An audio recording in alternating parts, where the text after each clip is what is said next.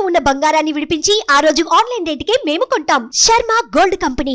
నమస్కారం, welcome to Suman TV. నేను గీతాంజలి. ప్రస్తుతం మనతో పాటు శ్రీచక్ర పీఠం వ్యవస్థాపకులు, ప్రముఖ జ్యోతిష్యులు డాక్టర్ ప్రదీప్ జోషి గురుగారు ఉన్నారు. వారితో మాట్లాడదాం. గురుగారు నమస్కారం అండి. శ్రీమాత్రే నమః. త్వరలో షష్టగ్రహ కూటమి రాబోతుందని విన్నాము. దానివల్ల ప్రభావాలు అసలు ఎలా ఉంటాయి? ఎవరిపైన ఎక్కువ ప్రభావం ఉంటుంది? ప్రపంచ వ్యాప్తంగా ఉంటుందా, లేకుంటే కేవలం ఇన్ని దేశాలు మాత్రమే అని ఉంటుందా? అందులో వ్యక్తుల పరంగాన, వాళ్ళ జాతకాల పరంగాన ఎలా ఉండబోతోంది ఎఫెక్ట్? శ్రీ గురుభ్యో నమః. శ్రీమాత్రే నమః. ప్రపంచము ఎప్పుడు కూడా మార్పుకి గురి అవుతూ ఉంటుంది. మార్పు అయ్యేదే ప్రపంచం. సో ఒక్కొక్క సిచ్యువేషన్లో ఒక్కొక్క రూలర్ వస్తాడు, ఒక్కొక్క మార్పుకి ఒకళ్ళు సిద్ధమవుతారు. ఇది బాగా గుర్తుపెట్టుకోండి. ఓకే. హిట్లర్ వచ్చాడు, మార్పు వచ్చింది.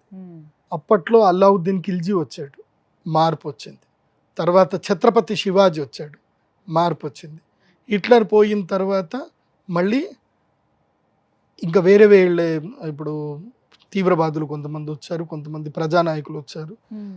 ప్రపంచం లోపల ఎప్పుడో ఒక గొప్పోళ్ళు ఎవరో పుడతారు. అంటే గొప్పోళ్ళు అంటే అర్థం ఏంటంటే ఒక వ్యక్తిత్వం కలిగినటువంటి నాయకులు పుడతారు. వాళ్ళు ప్రపంచానికి హాని చేసేవాళ్ళు పుడతారు, ప్రపంచానికి మేలు చేసేవాళ్ళు పుడతారు. ఇప్పుడు హిట్లర్ వచ్చాడు, పుట్టాడు. ఏం చేశాడు అంటే మొత్తం ఎంతమందిని చంపాడు, ఎంతమందిని నిర్దాక్షిణ్యంగా చంపాడు. కానీ ఇప్పటికీ ఆయనకు సమర్థించేటోళ్ళు ఉంటారు, ఆయన తిట్టేవాళ్ళు ఉన్నారు, ఆయన సమర్థించే వాళ్ళు ఉన్నారు. ఇప్పుడు జపాన్లో అణుబాంబు వేశారు, హిరోషిమా నాగసాకి. ఆ దేశం బాగుపడింది, కానీ ఆ దేశంలో వాళ్ళు హేట్రేటరీ వదిలేరు. అమెరికా మీద వాళ్ళు హేట్రేటరీ వదిలేరు. వాళ్ళు ఏం చేయరు, సరే వేస్తే వేసావు, పోయి అయిపోయింది, నేను ఎలా ప్రోగ్రెస్ అవ్వాలనుకుని ప్రోగ్రెసివ్ అయ్యారు. So the way of receiving అనేది వరల్డ్లో మారుతూ ఉంటుంది. ఇప్పుడు జపాన్ వరల్డ్ లార్జెస్ట్ ఎకనామిక్ కంట్రీగా ఎదిగింది. ఇప్పుడు షష్టగ్రహ కూటమి రాబోతుంది. అలాంటి మార్పులకు మళ్ళీ ఒక స్టెప్ రాబోతుంది. ఇది చాలా కీలకమైనది, షష్టగ్రహ కూటమి. షష్టగ్రహ కూటమి తర్వాత ముఖ్యంగా మన భారతదేశంలో ఏం జరుగుతుంది, షష్టగ్రహ కూటమిలో బుధుడు నీచంలోకి వెళ్ళిపోతాడు. బుధుడు ఎప్పుడైతే నీచంలోకి వెళ్ళిపోయి ఈ షష్టగ్రహ కూటమి మార్చి 29వ తారీఖు ఏర్పడిందో భారతదేశ రాజకీయములో అలజడి ఏర్పడుతుంది. ఈ జమిలీ ఎలక్షన్స్ కానివ్వండి, ఇంకా ఏవైనా బిల్ పాస్ చేయడం కానివ్వండి, ఇండియా పైన ఎఫెక్ట్ ఉంటుంది. మన భారతదేశంలో ఎన్డీఏ గవర్నమెంట్ కూలబోయే అవకాశం ఉంటుంది, ఎన్డీఏ గవర్నమెంట్ కూలిపోయే అవకాశం ఉంటుంది. అసలు ఎప్పుడుందండి షష్టగ్రహ కూటమి? ఈ మార్చి 29, 2025లో 3 నెలలు. ఈ 3 నెలల్లో చాలా మార్పులు సంతరించుకుంటాయి. ఇప్పుడు నేను ఈ వీడియో ద్వారా మన తెలుగు రాష్ట్రాలకు సంబంధించి బీజేపీ నాయకులు ఎవరైనా ఉంటే, ఎన్డీఏకి సంబంధించిన నాయకులు ఎవరైనా ఉంటే మీరు అప్రమత్తం చేసుకోండి. ఎందుకోసమంటే ఇప్పుడు ఎన్డీఏ గవర్నమెంట్ ఇద్దరే నాయకుల మీద ఆధారపడింది. ఏ ఇద్దరు నాయకులు అంటే నితీష్ గారు, అదేవిధంగా చంద్రబాబు నాయుడు గారు.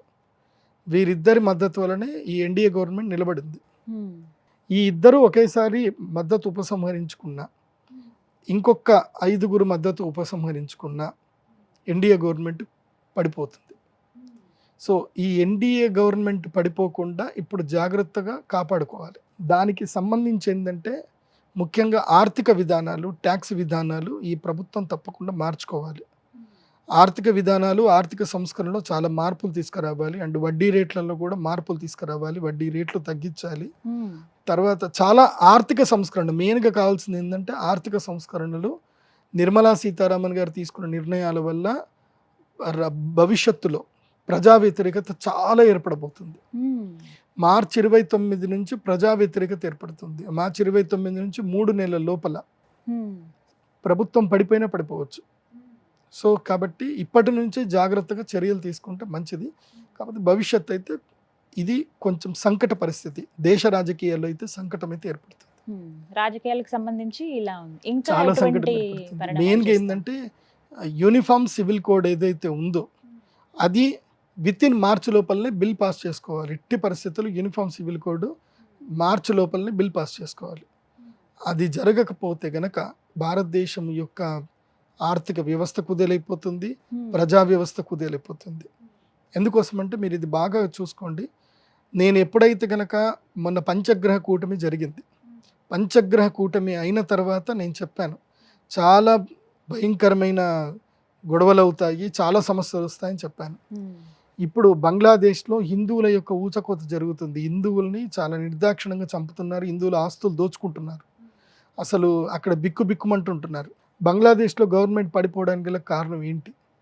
పాకిస్తాన్లో ఇంకా క్రైసిస్ పెరుగుతుంది, దానికి కారణం ఏంటి? మన చుట్టుపక్కల దేశాలని ఎవరు రెచ్చగొడుతున్నారు? సో రేపు భవిష్యత్తులో ఏం జరుగుతుందంటే ఈ 2-3 దేశాల వల్ల మన దేశానికి విపత్తులు రాబోతాయి. దీని అంతటికీ కూడా కారణం ఏంటంటే ప్రధానమైనటువంటి దేశం అమెరికా దేశం.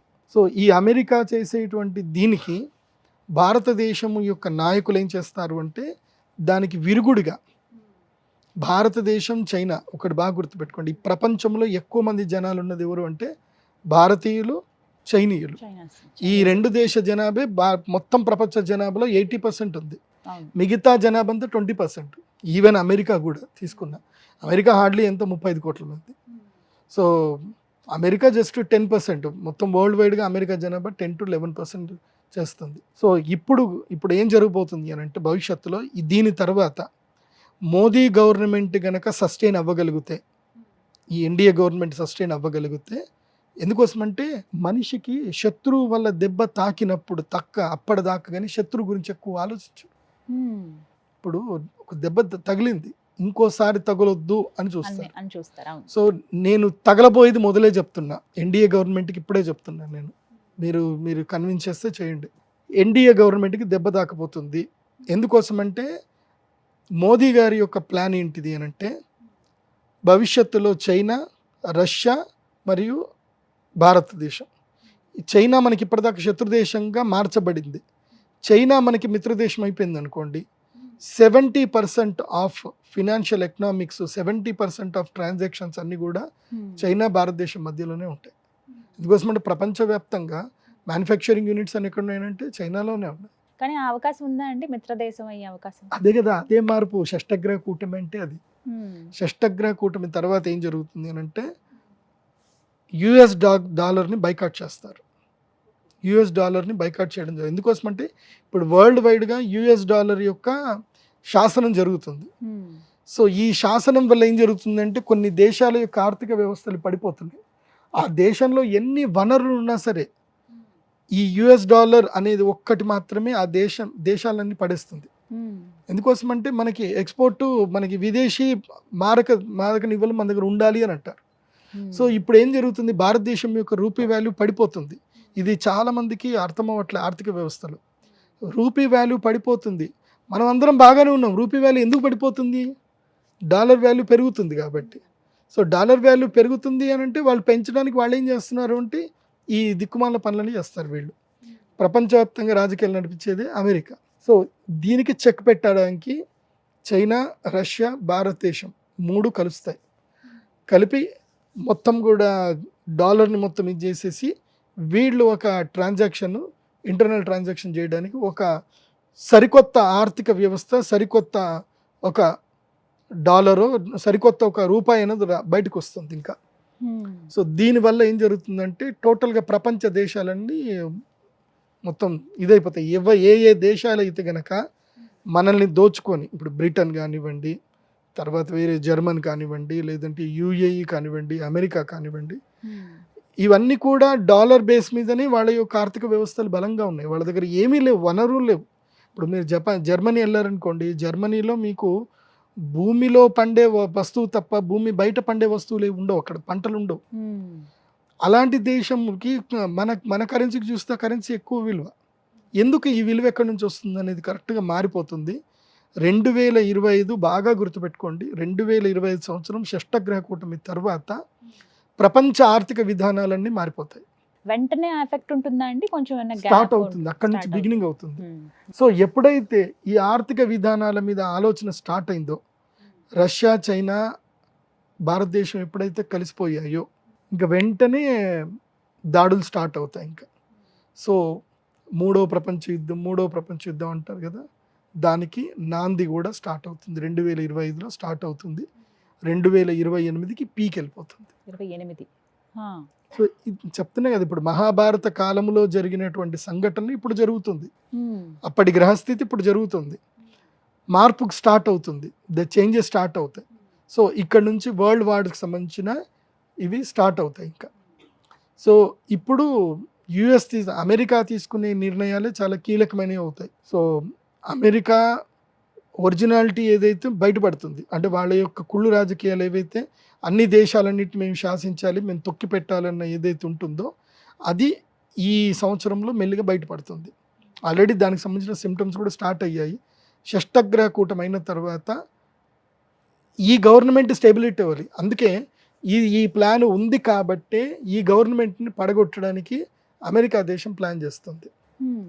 సో నిజమైనటువంటి భారతదేశానికి సంబంధించిన దేశభక్తులు గనక ఎంపీలు ఉంటే, వాళ్ళకి దేశభక్తి గనక ఉంటే గనక ఈ దేశాన్ని కాపాడడానికి ఉంటారు, లేదు అంటే పోతారు. సో అందుకే బుధుడు నీచంలో పడుతున్నాడు. షష్టగ్రహ కూటమిలో బుధుడు ఎప్పుడైతే నీచంలో పడతాడో, బుధుడు నీచంలో పడ్డప్పుడు షష్టగ్రహ కూటమి అయ్యి సూర్యగ్రహణం ఏర్పడుతుందో అప్పుడు నమ్మక ద్రోహాలు జరుగుతాయి, భయంకరమైన వైరుధ్యం ఏర్పడుతుంది. అన్నీ చెడే ఉన్నాయండి, మంచి ఏమైనా జరుగుతుందా? మంచి జరిగే ముందే చెడు జరుగుతుంది. ఆ చెడుని గనక మనం ఎదుర్కోగలుగుతాం. పరీక్ష ఉంటుంది కదా, ప్రతి ఒక్కరికి ఒక ఎగ్జామ్ ఉంటుంది. ఇప్పుడు ఈ ఎన్డీఏ గవర్నమెంట్కి ఇది పరీక్షాకాలం. ఇది ఇప్పుడు ఎన్డీఏ గవర్నమెంట్ కనుక నిలబడే యూనిఫామ్ సివిల్ కోడ్ చేసుకొని ఇంకా ఎంపీల మద్దతు కూడా పెట్టుకొని గట్టిగా ఉండగలిగితే ఈ గవర్నమెంట్ స్టేబుల్గా ఉంటుంది. ఈ గవర్నమెంట్ స్టేబుల్గా ఉంటే నేను చెప్పిన ప్లాను వాళ్ళు ఏదైతే చేస్తారో అది ఇంప్లిమెంట్ అయ్యి 2025 సంవత్సరం మార్పుకి వస్తుంది.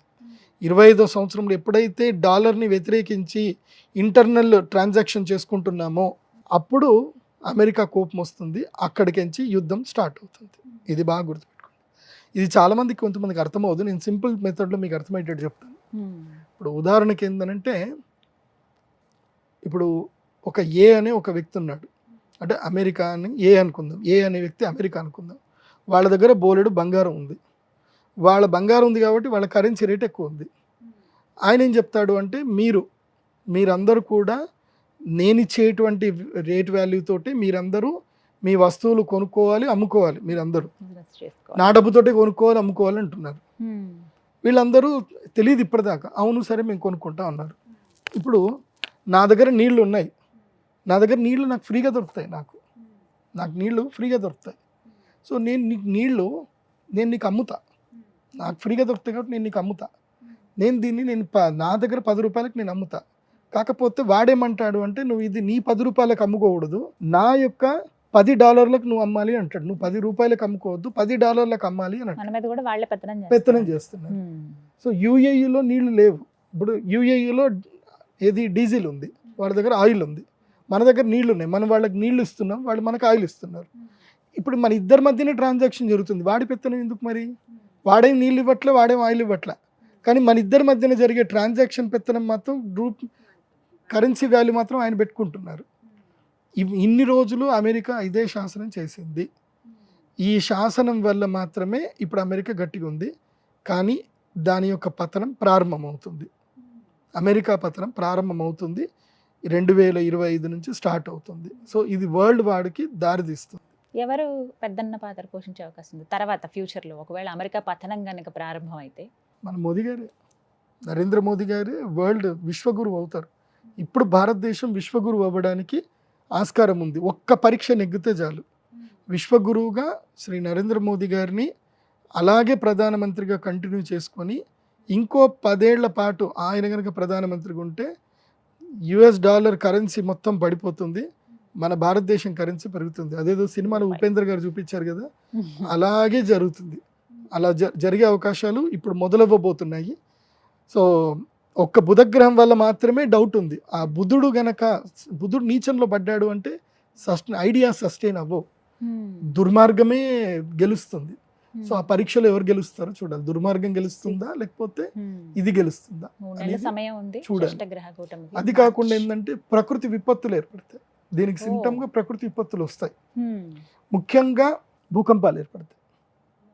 మార్చి 29 తర్వాత భూకంపం ఏర్పడుతుంది. చాలా పెద్ద భూకంపం ఏర్పడుతుంది. అది మన దేశంలో తీవ్రత కొంచెం తక్కువ ఉంటుంది, వేరే దేశాల తీవ్రత ఎక్కువగా ఉంటుంది. అండ్ ఈసారి ఎండలు భయంకరంగా వస్తాయి, బాగా గుర్తుపెట్టుకోండి. అండ్ ఈ ప్రభావం వల్ల ఏంటంటే రైతులకు మేలు జరుగుతుంది.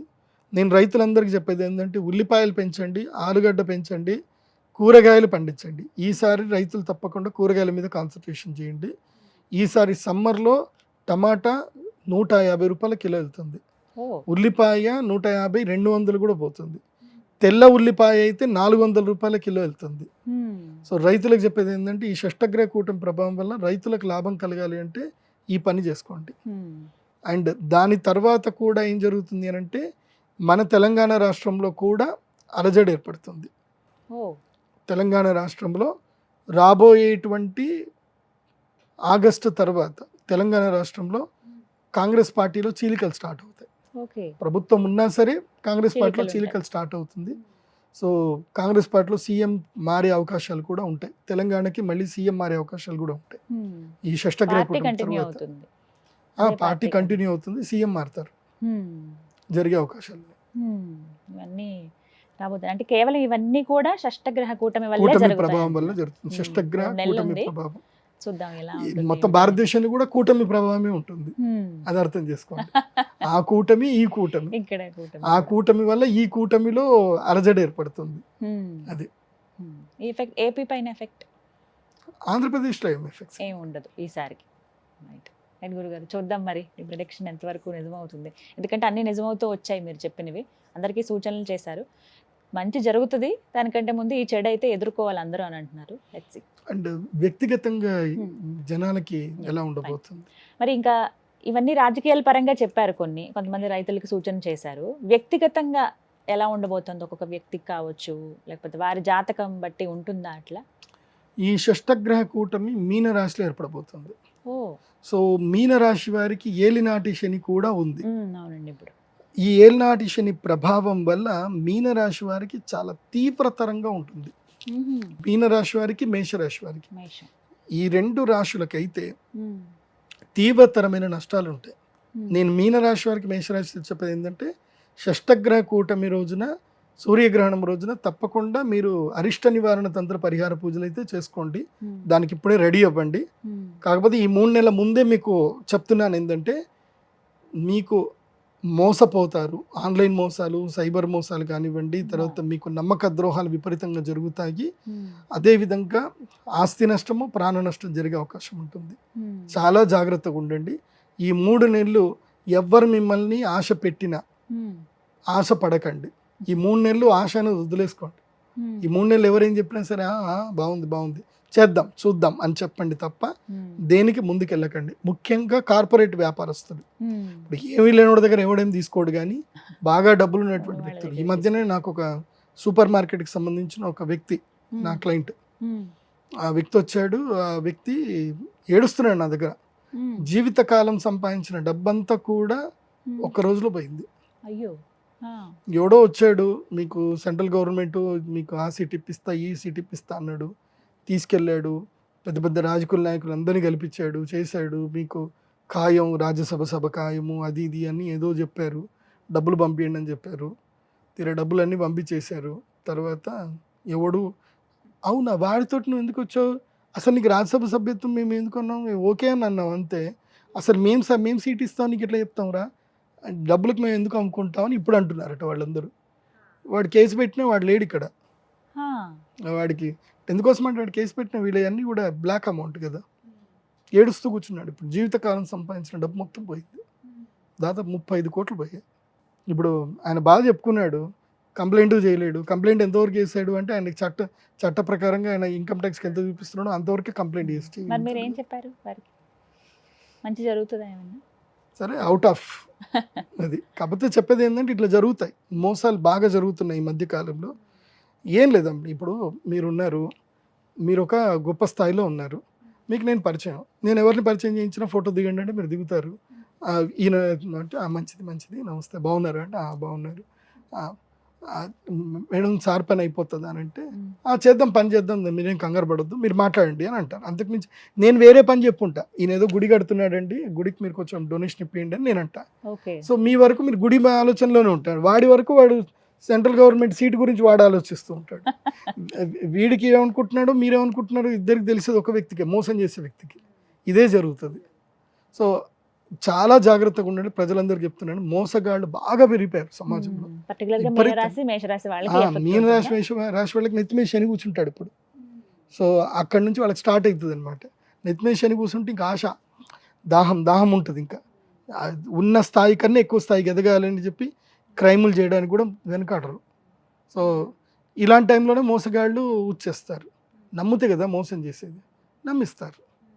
సో ఆశ ఉంటేనే మోసం, ఆశ ఉన్న దగ్గరనే నమ్మకద్రోహం జరుగుతుంది. మీకు ఆశ లేకపోతే మోసం అనేది ఉండదు. మీరు ఆశ అనేది వదిలేసుకోండి. మీన మేష మీకు మాత్రం తప్పకుండా సూర్యగ్రహణం రోజు ఎక్కడ ఉన్నా సరే అరిష్ట నివారణ తంత్రం చేసుకోండి. ఇంకోటి, ఎవరికైతే కనుక ఈ యొక్క గ్రహణ ముర్రి కానీ గ్రహణంకి సంబంధించిన ఏమైనా ఇబ్బందులు ఏమైనా కలిగినా కానీ ఆ గ్రహణ సమయంలో పరిహారాల వల్ల జీవితాలు బాగుపడతాయి. ఆల్రెడీ మనం చేసిన వాటి అందరికీ చాలామందికి మంచి జరిగింది. సో మార్చి 29వ తారీఖు శ్రీచక్ర పీఠంలో మేము షష్టగ్రహ కూటంలో యాగం అయితే చేస్తాము. ఇప్పటి నుంచి బుకింగ్ స్టార్ట్ అయ్యాయి. ఎందుకోసమంటే లాస్ట్ టైము అసలు నేను తట్టుకోలేకపోయినా, అంతమంది జనాలు వచ్చారు. నేను 120 మందికి క్లోజ్ చేసేసి ఆపేశాను. ఇంకా నా వల్ల కాదని చెప్పేశాను. ఇంకా సో ఇప్పుడు కూడా అంతే చెప్తున్నా, 100 మంది కన్నా ఎక్కువైతే అలో చేయను. 100 మందికి మాత్రమే సీట్ అవకాశం. అది. సో చూద్దాం త్వరలో ఏం జరగబోతుంది అనేది. రైట్ గురుగారు, నమస్తే అండి. శ్రీమాత్రే.